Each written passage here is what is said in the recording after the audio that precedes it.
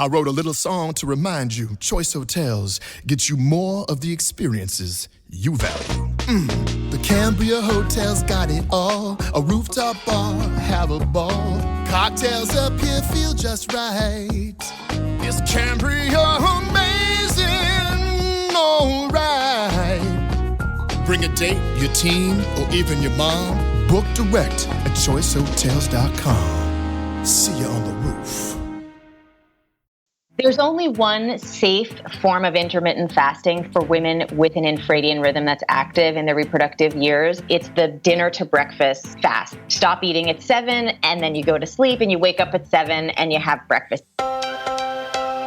Here's JJ Virgin, triple board certified nutrition and fitness expert and 4-time New York Times best-selling author. It's time to reignite wellness.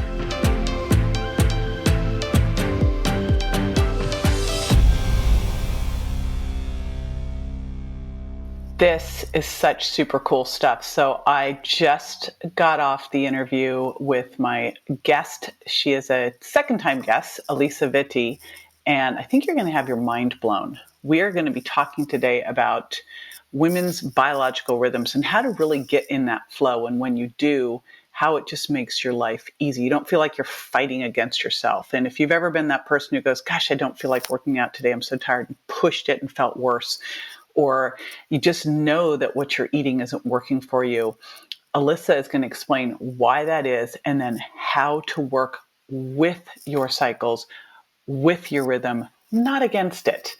Let me tell you a little bit about Alisa. She is a women's hormone and functional nutrition expert and pioneer in female biohacking. She's the best-selling author of Women Code, and her new book, I know, will be a bestseller, and it is so needed, In the Flow. She's a femtech founder of the modern hormone healthcare company Flow Living and the creator of the top paid period app on iTunes, MyFLO.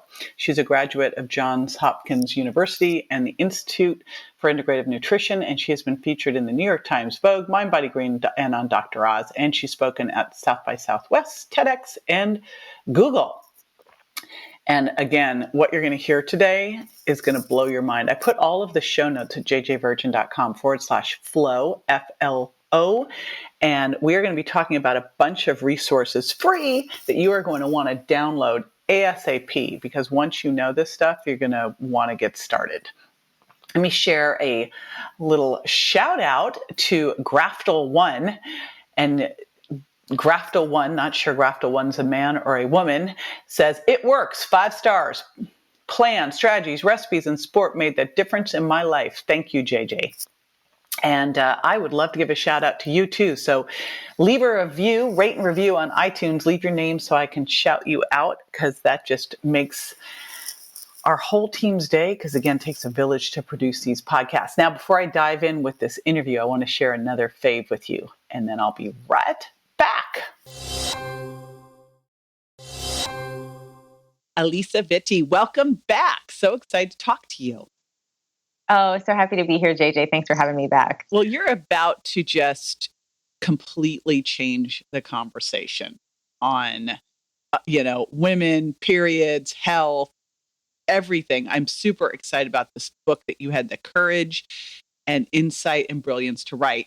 We're going to get into that. But before we start to talk about that, I'd love to just know, how did this all happen for you? Like, why have you really become really the queen of explaining cycling and how we get in tune with our cycles and biological rhythms? Like, you're really the, female biohacking leading voice. How did this happen? Well, I think it obviously came out of my own experience, right? Like I think for so many of us, but I had a situation where for the 10 years between 12 and 22, I wasn't getting, my hormones were off. I wasn't getting a period. I maybe had 4 or 5 periods for that entire decade. 12 to 22, 10 years, 4 10 periods. years. Yeah. Oh, and it really just confounded me. And I went to top doctor after top doctor, and no one really understood what the problem was. And so I, at some point in my journey, took matters into my own hands and became a just fanatic about researching hormones, endocrinology, nutrition. And that led me into this sort of chronobiology that I'm so passionate about, which is understanding how the supporting of biological rhythms really for women is the key to unlocking our best everything. And so I just decided I had to write the book on it.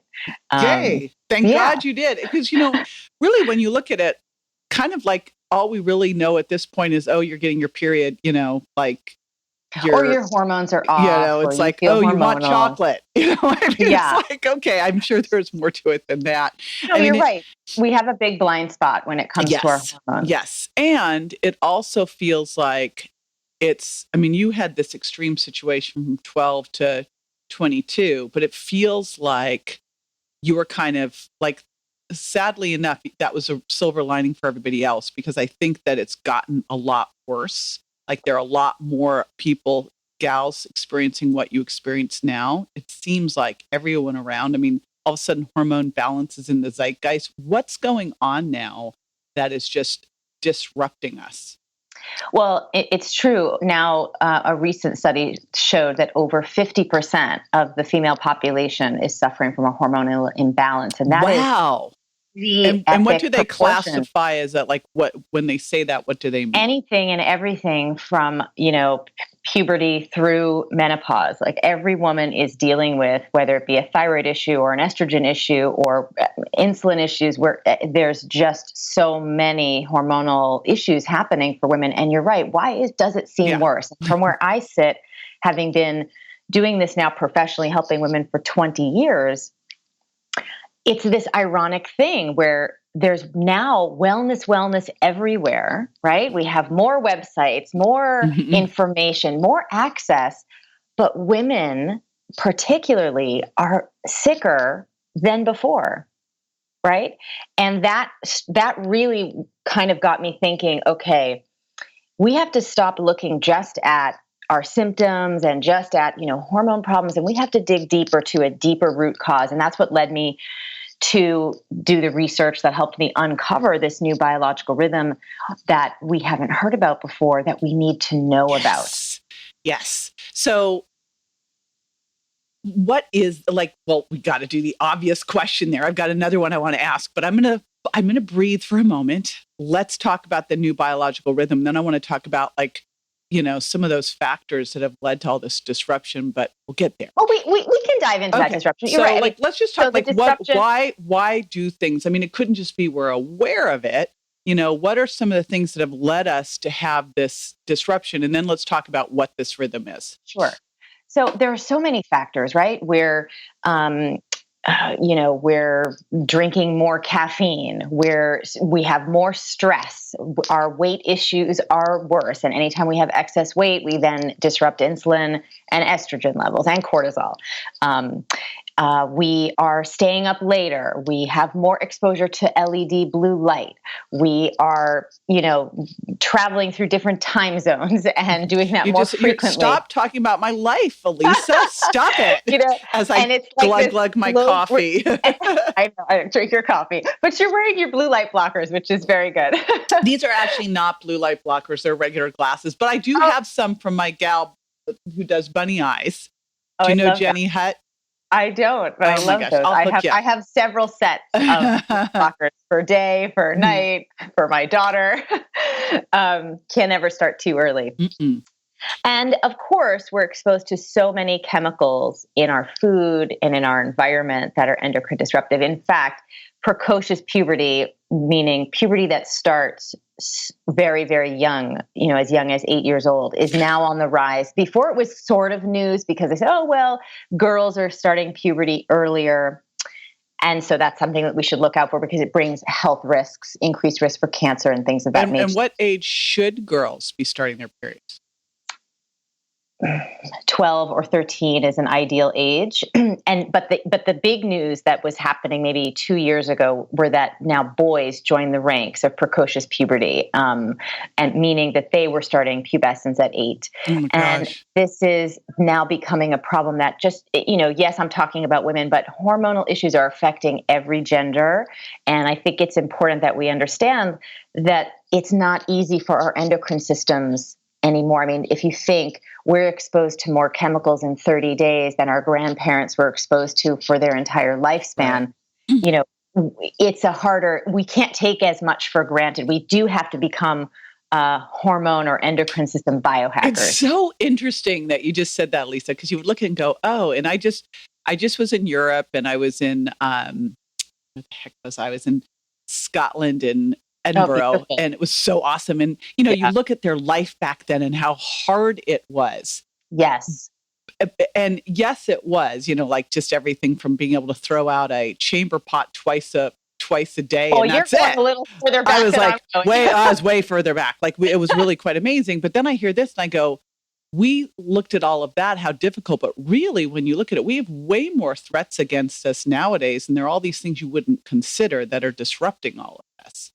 Well, my daughter goes to a school that is not American. Well, it's American school, but it's with a lot of French expats. Mm-hmm. And it's been really interesting to interact with the moms that are French, because they're like, why are you so like crazy? Why does it have to be organic? Why does it have to be gluten-free? And they're honestly asking from a truly because curiosity. It's not an issue in their country. And I had to explain to them, I said, where you are, you're so lucky. The government has banned over 1,300 chemicals, from skincare to home care to food supply. You don't have to work. You can buy food. Yeah. It doesn't have to be organic. You can buy skincare products at your drugstore, and they're clean, even though they're not, herbal based. So it's a different reality, and they are less in struggle with their hormones there than we are I'm here. I'm just going to move to Iceland. That's what I've decided. So I'm very obsessed with Iceland. So let's dig into it now. Then because we're going to give. I know we just kind of painted this picture of oh no, but there is an oh yes to this. So we are all good. Let's talk about this biological rhythm and what you've uncovered here. So I have found that there is a important biological rhythm that we have completely overlooked. It's being overlooked by us just in terms of our education and our understanding, but it's also, and more importantly, being overlooked and ignored by medical, nutrition, and fitness research. And I'm going to dig into that for a minute. But this biological rhythm is called the Infradian rhythm. I'll say that again. Okay. Infradian rhythm. What the heck does that mean? It refers to a cycle that is, we experience it over the course of our menstrual cycle. So it's a cycle that's longer than a day. So we all know about the circadian rhythm, which is the cycle that goes around one day. And, many pieces of research and studies have been done about why taking care of the circadian rhythm is so important, and why any disruption to that will lead to diseases of inflammation, right? We all know about the nurses study, the famous nurses study, women who would work at night and be asleep during the day. They increase their risk of diabetes, cancer, heart disease, and dementia dramatically. So we understand that. And the Nobel Prize was awarded to two scientists 2 years ago because they had discovered which gene controlled the circadian clock. So we're really into the circadian clock, but we have completely ignored. I mean, for me, and this is something that I've done professionally for 20 years, never came across the term infradian rhythm anywhere. And so I'm happy to be introducing it to the wellness conversation, because without us being able to name something about our biological process, we don't value it, right? And I think that's always been the issue with women's bodies, is that they never have appropriate names or vague naming. Yeah. And so we just think, well, it can't be that important. But the circadian rhythm has a name, and we take that so seriously. We wear our blue light blocking glasses. We try to get up at the sun and see the sunrise and all those things. but we now need to start taking this infradian rhythm so seriously because it affects 6 key systems of the body. And when I was looking at why is it that women are sick hormonally, stressed all the time, overwhelmed, overweight, not where they want to be in their lives, it became very clear that it was all about the degree to which they are either supporting or disrupting their infradian rhythm. And those 6 systems of the body are the brain, the metabolism, the immune system, the microbiome, the stress response system, and the reproductive system. So here's this one rhythm that affects pretty much everything about you that's going to make you feel clear-headed and energized and have you have the weight that you want and allow you to just go chase your life in a positive, constructive way. We better get real intimate with it and learn how to take care of it. Mm-hmm. So we kind of talked about some of the things already that could disrupt it, but what are some of the things that we can do that will help it? Well, we've talked about things that disrupt hormones in general. The things that disrupt the infradian rhythm are even more specific. Well, let's go specific on that. Let's talk about what disrupts it and then what things we can do to help it. So the key thing that disrupts the infradian rhythm it's really silly and simple, is just ignoring it. Because meaning your infradian rhythm causes you to have biochemical shifts, 4 of them throughout this 30-day period. Meaning, like, for example, your metabolism is distinct, right? It's either slower or faster, depending on where you are across this infradian rhythm. In 1996, Catherine Woolley from Northwestern University discovered or studied that the brain actually changes structurally by 25% across the infradian rhythm. You are literally not the same person over the course of the infradian rhythm. Have you met Dr. Lisa Mosconi yet? No, but I'm a big fan. And I'm like so hooking you guys up. You're going to, I keep thinking you guys are going to like change the world together. I have to take a pause just thinking about the audience. So what happens though, if someone if someone doesn't get their periods anymore? Once you are a year out from your last period, your infradian rhythm is not active, right? You go back to a circadian hormonal pattern. So this is active really between pubescence and the last moment of menopause. So it's affecting you for about 40 years of your life, which is the bulk of it. And it's something that the more you take care of while it's active, the healthier you will be post-menopause. Got it. Which is probably why those blue zones, the Okinawan women have it easy when they go through menopause. Right. Just like when we don't take care of the circadian rhythm, and we put that into our bank account, we create that deficit over, let's say, 2 or 3 decades while we're working. If, let's say, you're working the night shift, that's going to affect you in your older years, and it's harder to reverse that damage. Exactly the same analogy can be made here, or the parallel can be drawn here. The less you take care of your infradian rhythm while it's active, the more problematic your health will be postmenopausally, post-infradian rhythm. So ignoring it is a key problem because let's talk about the metabolism and doing the things that you don't realize are disrupting it. So one that I love to talk about is fitness. So did you know, JJ, I love this, did you know, when the current conversation says, okay, you need to work out high intensity interval training every day, or at least, this 3 times a week, the same, rinse and repeat. That's the golden standard of working out, and that's what you should strive to do. Well, turns out that actually for women with an active infradian rhythm, if you do high intensity interval training after ovulation has ended, you turn on fat storage and turn on muscle waste. Wow. So, and came out of my practice, over a decade ago. This was over a decade ago. There was this trend of women saying, "Okay, I'm going to get in shape. I'm going to train for a triathlon." Okay, so they'd be running 5 or more miles a day. Then they'd be swimming. They'd be doing all the biking, a lot of cardio, and they'd be eating the way that they were told to eat by their coaches. Mm-hmm. Then they'd come to me and they say, "I don't know what happened, Alisa. I gained 25 pounds." Yep. And this is when my research began, really, You're like, over a decade. Wait a minute, I thought this was a bank account. They burned all these calories. This was I remember having a client come to me and goes, "Okay, I want to run a marathon and lose weight." I go, "You get to pick one or the other because those two will not go together." I mean, it just, that. right? You're ahead of the curve.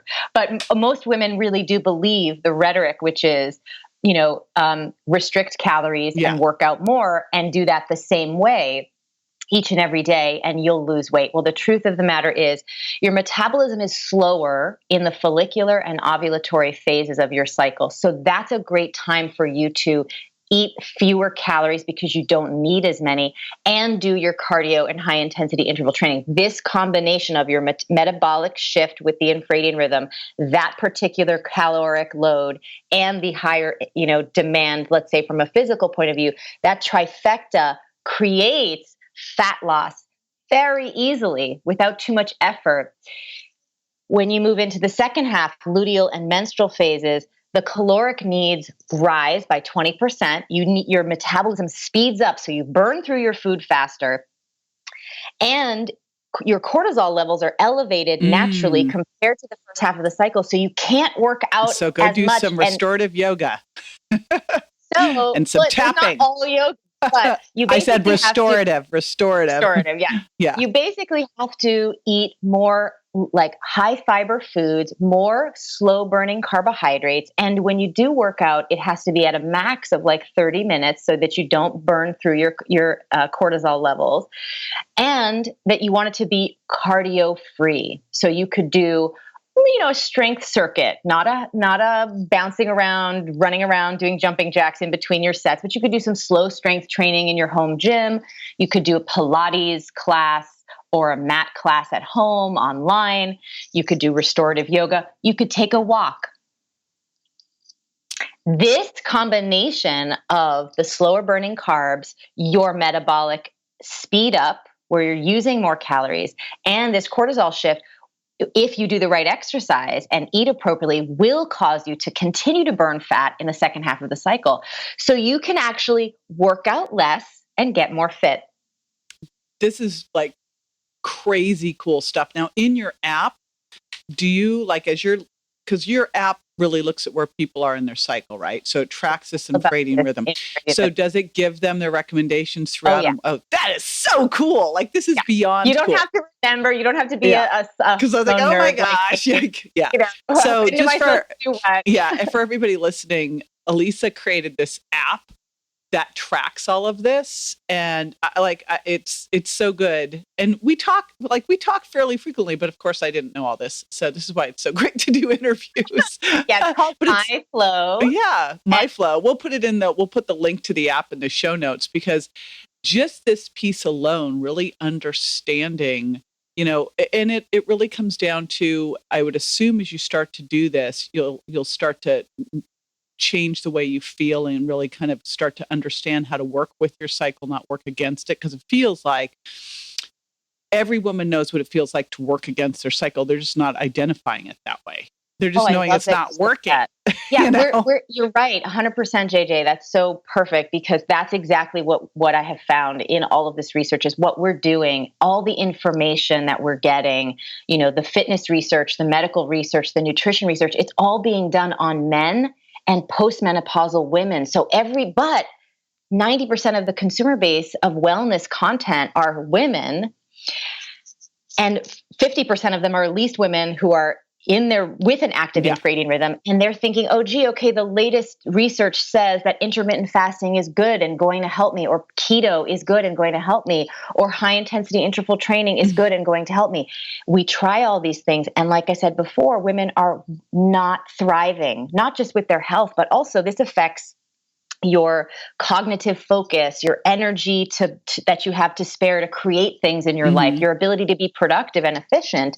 When you don't feel good, you can't do your good work, right? Right. But yeah, I mean, it's the intermittent fasting, just to throw a couple of interesting. Oh, yes. I was going to ask you. I was like going, you threw that out. You weren't going to get a runaway without giving us a little on that. Okay, intermittent fasting. I'm not going to belabor the benefits because they're obvious. But for women with an infradian rhythm that is active in your reproductive years, it has the opposite effect. The few studies that have been done show that it has the opposite effect, meaning it worsens insulin sensitivity, right? IF improves because it's impacting, like I've always felt that at the very least, skipping breakfast for women is a bad idea. It's like, there's only one safe form of intermittent fasting for women with an infradian rhythm that's active in their reproductive years. It's the dinner to breakfast fast. Yeah. So you stop eating at 7 and then you go to sleep and you wake up at 7 and you have breakfast. That which really is how we should do it anyway. I mean, I think that's a key critical like if we just started with adding a 12-hour overnight fast as locking down the kitchen after dinner, because where most people get in trouble anyway is after our dinner. Just get the hell out of that kitchen. Get out of there. There should be an armed guard in there. I know. That's where we could put some AI to good use. Nanny cam in the kitchen. Could you imagine? Broadcast live on Facebook. Not only does it worsen insulin sensitivity, but it shrinks ovaries. Ooh. Yeah, I remember showing that because when I was first starting to look at intermittent fasting, I thought, well, this looks interesting if you had a little later breakfast and a little earlier dinner. But I've just seen women skipping breakfast is never good. But as I started to look at intermittent fasting and ketogenic diets, what showed up was that it started messing with their fertility. And it makes sense because like nature says, hey, you're starving. Like this is not the time to have a baby, Right. Well, and whether or not you're trying to get pregnant, intermittent fasting and ketogenic diets will disrupt ovulation because they're throwing off insulin and cortisol levels. They'll sort of not have you have the weight loss sort of results that you want, and they can disrupt thyroid production, thyroid hormone production. This is really important because you said whether or not you're trying to get pregnant. Whether or not you're trying to get pregnant, if you're in that place where you are still having periods, you want your body always to be able to get pregnant because it's not healthy to not, like someone says, oh, I'm not trying to get pregnant. Why. I'm like, hello, right? It doesn't matter. Here's why. Yeah. Every time you ovulate, you are putting important support into your health bank account for your postmenopausal years. Ovulation, the hormonal ratio at ovulation, this is one of the 4 phases of the cycle of the infradian rhythm that we want to support with diet and food and fitness. This hormonal combination is cardioprotective, osteoprotective, and neuroprotective, meaning if you want to avoid heart disease, osteoporosis, and dementia postmenopausally, you need to make sure that you are ovulating every month because that is what is that's like your saving for retirement in like a monetary form. That's a great way to put it. This is key critical too. I just did a podcast with Lisa Mosconi, and first of all, everyone gets so in such an uproar about breast cancer, but what most of us are going to die from is heart disease. And she was talking about the risk in women of stroke and dementia and Alzheimer's. It's so much higher than men. And I have to say, with all this, when in my new book, I really lay out so we go in depth on the brain, on the immune system, on the microbiome, on the metabolism, so that you can see what happens when you are disrupting your infradian rhythm. And the seeds of these diseases that you just mentioned really do come from a 4-decade span of not supporting the infradian rhythm. Right? Like I said earlier, just like we know disrupting circadian rhythm for a lifetime will lead to big diseases of inflammation, so will disrupting the infradian rhythm over the decades that it's active. It's so important that we learn how to take care of it properly. Yes, so we need to get this started immediately. So what we're going to do, I was like, now you're going to take the quiz. So you've got a great quiz to get your biological rhythm score. Love that. Yeah. And we are going to put that at jjvirgin.com/flow, and that's spelled FLO. FLO. We'll also put the link to your app and the link to your new book, which is In the Flow. In the Flow. And you'll also be giving everyone a 7-day quick start program. So that is just fantastic. So the book I'll link to, I'll find that old interview of ours. The book, this rhythm score, the app. I mean, this is all great tools to help people get started immediately. Yes. And obviously, we have just touched the tip of the iceberg here. So the book Really is super important. And super important, if you are postmenopausal listening to this, would the book still have things in there that are going to be important? I absolutely think there's a whole biohacking section in the book that is sort of in the middle of the book. So for issues that you may be having and symptoms that you may be having, there's so much information in here that I think really it's one of those books that every woman needs for herself, for the other women in her life. This is just our baseline education, a new way that we need to be thinking about who we are and that we deserve to have healthcare, fitness, nutrition that is actually based on our biology, as opposed to what we've been doing forever, which is just taking the crumbs of what the research has been saying that is okay for us because they're assuming we're tiny men. We're not. Right. We have a completely different system. We are not hairy men. We're not hairless men or tiny small men. Yeah. We need our own nutrition. This book provides a complete, dietary system, workout plan, time management system, so that you can take advantage of those brain changes. It'll help you with your sex life. There's a chart how to optimize your orgasm across the Infradian rhythm and even make motherhood easier. So everything is just laid out for you to understand what to do when, so you can feel your best and then actually start to have the life of your dreams.